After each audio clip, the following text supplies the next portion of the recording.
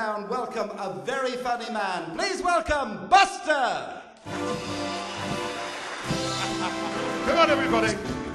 I found my thrill. Come on, everybody. Clap your hands. Join in. On Blueberry Hill. On Blueberry Hill. Where I found you. Well, I can't stop loving you. I made up my mind to live in memories of such a lonely time. Do you know the words? When I can't stop wanting you, no, no, it's useless to say. So I'll just live my life in dreams of yesterday. Ooh, I'm excited. Good evening, ladies and gentlemen. Welcome to the show. My name is Buster. Give us a clap. The manager's in. Come on. Hey!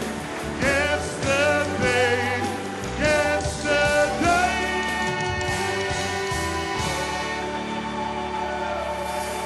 Ladies and gentlemen, it's lovely to see. I can see you down the front. How are you, darling?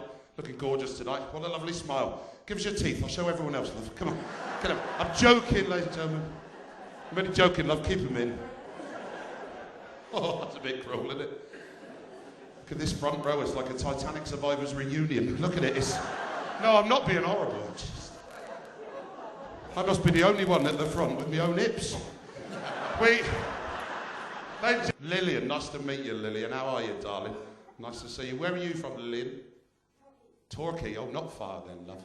Nice to see you. And down the front as well. You're a posh person. Oh, yes. I was getting quite carried away with me talking to her. Nice to see you, Lillian. I like the way you've done your hair. Reminds me of one of them old flowers. 1 o'clock. 2 o'clock. I'm joking. Oh. You're only glad I can't see you lot. Poor Lillian. Gentlemen, what a pleasure to be here in Paignton at the Palace Theatre, ladies and gentlemen. It could be the pinnacle of my career, this. Oh no, it could. You want to see the rubbish I've done before? And we've been here rehearsing all day today, ladies and gentlemen. And do you know, it's funny because throughout the day there's been a lot of talk about your careers. Oh, you know, when did you start? How did you start? How did you get into the business? And it got me thinking about when I first started in this business a week ago or so. And true story, I was actually a Butlins Redcoat, ladies and gentlemen. That's how I started in this business. Years and years ago, Butlins in Ayr, Scotland. And a true story, I'll tell you this, because I feel like I know you. Right, it's true. Not many people can say this, Lillian. Listen to this, love. I was actually working at Butlins the night Billy Butlin died. Not a lot of people can say that, Lillian. It's true, that. And as a mark of respect, everybody slept in their own chalets. It was a strange one. You had to be there, the good old days. And, true that. We used to have a little old lady come and see us. Not like you, Lillian, not a young thing, a bit older than you. No, really. Mrs. Mackenzie, 76 years old, slightly infirm. When she went on holiday at Butlins in Ayr, she used to stay in an old people's home up the road in Troon in Scotland, which if there's any Scottish amongst you, or people with good geographical knowledge, you will know that Troon is not too far from Ayr. Well, I'm a nice lad, really, Lillian. I used to go and see Mrs. Mackenzie on my day off. I went in one day, I said, "Hello, Mrs. Mackenzie, how are you?" I apologise for the accent, by the way, if there's any Scots in. She says, "I'm no bad, Buster's son." I said, "They're looking after you all right in here, dear?" She says, "I no bad." I said, "Look, I haven't got long today. Is there anything you need me to see the matron about before I go?" And she said, "Well, Buster, son, the peas in the soup are a wee bit on the hard side." Sure enough, Lillian, she's into the cardy. She brought out the lace hanky. She give it one of them. She give me the pea. I'm chomping on it. Oh. Oh. I said, "You're right enough, Mrs. Mackenzie. These peas are a bit on the hard side." And she said, "Well, you can imagine how I felt when that passed through me this morning, son." Oh. That's wrong, isn't it? You try and help. Oh, Lillian, she's loving that one. It's like we've got a certain age group in tonight, a mature age group, and it's very difficult in this game today, you know, without the kids run. It's nice to not have the kids running around and stuff. A nice show with people who are appreciating being entertained. And I don't like entertaining the children. If you talk too fast, they get up to dance. And it's, no, it's not pleasant. It's not pleasant. It's not. And, you know, and I love nans and granddads, you know, and I really do. I adore my nan. I was over there just last Saturday, Easter Saturday, went to see my nan in Bath, that's where she lives. And she's 87, bless her, and she's not the shilling, bless her. She's a bit eccentric, my nan. She's not been well. The doctors have just given her a pacemaker. A little fella runs in front of her everywhere now. And, like the athletics, shall I slow down a bit? Or that right?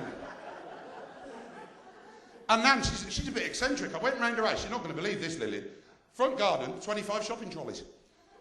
I went in the house and says, Nan, I'm not being funny. What on earth are you doing with 25 shopping trolleys on your front garden? She said, well, they was only £1 each. Now, hey, I was looking for somewhere to stay overnight, you know. Oh, I went to a bed and breakfast. I knocked on the door. The woman opened it. She said, what do you want? I said, I want to stay here. She said, well, bloody stay there then. And slammed the door. Now, that's not the sort of manners I was after, to be honest. Oh, you may laugh. I've ended up Travail Lodge. Travail Lodge. No, it's a posh one. Travail Lodge. Travel Lodge. That's it. Well done, love you. Why do I bother? I'm in Travail Lodge. I'm in Travail Lodge, and I'm a clumsy so-and-so because I'm on the count, I'm on the larger side. And I've come down the stairs earlier on. I accidentally whacked this lady right in the chest. Oh dear. Well, I am a gentleman, Lillian. I said, I'm ever so sorry, my dear, but if the rest of your body is as soft as your bosom, you must be a lovely lady. She said, well, big fella, if the rest of your body is as hard as your elbow, I'm in room 56. So I can't stop.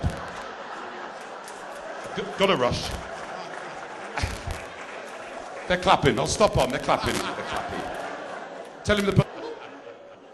I love the kids. Little boy and a little girl in the bath having a competition. The little boy said, in my house, we've got 2 tellies. She said, in my house, we've got 3 tellies. He said, in my house, we've got 2 videos. She said, in my house, we've got 2 videos and a DVD. Ooh. He said, in my house, we've got 3 stereos. She said, in my house, we've got 4 stereos. He said, I don't care, because I bet I got something you haven't. She said, I bet I got something you haven't, but you can show me first. He says, all right, then I will, because I got one of these. Lillian's eyes lighting up there. She said, well, I don't care because I got one of these. And my mum said, as long as I got one of these, I'll have as many of them as I like. So, that's the kids for you, see. But I was wondering, is there anybody with us tonight who was actually served in the military? Gentlemen or ladies, of course. Gentlemen, preferably, because I'm on the lookout for my dad, is what it is. And no, I'm not being rude, but Mum said he was some soldiers. So, it's... That's just a rumour. Boy, we're all camping. Just a rumour. And it's true that my granddad, I remember being a small boy, and granddad was in the army. He used to tell me stories of his army days. I don't think he was probably a very good soldier, to be fair. He said the first day he was on basic training, and they're on the rifle range, target practice. Granddad's got 40 rounds. He's missed the target every shot. The sergeant major came over. He said, Reg, you're hopeless. You missed the target every shot. Granddad says, good. Does that mean I won't be going? He said, no, it won't. You won't be coming back, Reg. Well... I travel all over the country with this act, ladies and gentlemen. You can probably see why. And, and I'll tell you, I go all over the shop. I was in Northern Ireland the other week. And any Irish people in? I'll give you 50-50. You're either here or you're not. Now, I love my best friend in the whole world is from Lurgan, County Armagh, Northern Ireland. And this is true. I flew out, right, ladies and gentlemen, EasyJet from Bristol to Belfast. Have you ever been on the EasyJet? Ain't it rubbish? Right, we sprayed crops for 2 hours before we went anywhere, on my one. This is what happens. That's how they make some money, you know. You don't get allocated a seat on EasyJet, do you? You sit where you like, that's true. The pilot was livid with me, but...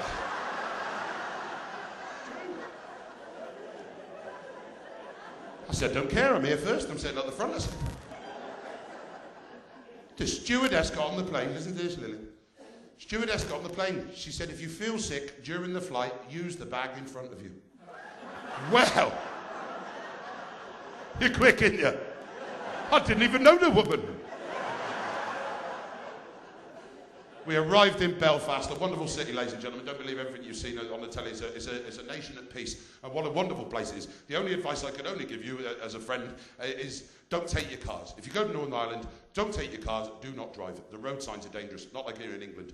You can take a really nasty corner in Belfast, you get round it, there'll be a sign saying, that was a bad bend back there, wasn't it? Stupid. I saw another one said, when this sign is covered, the road is flooded.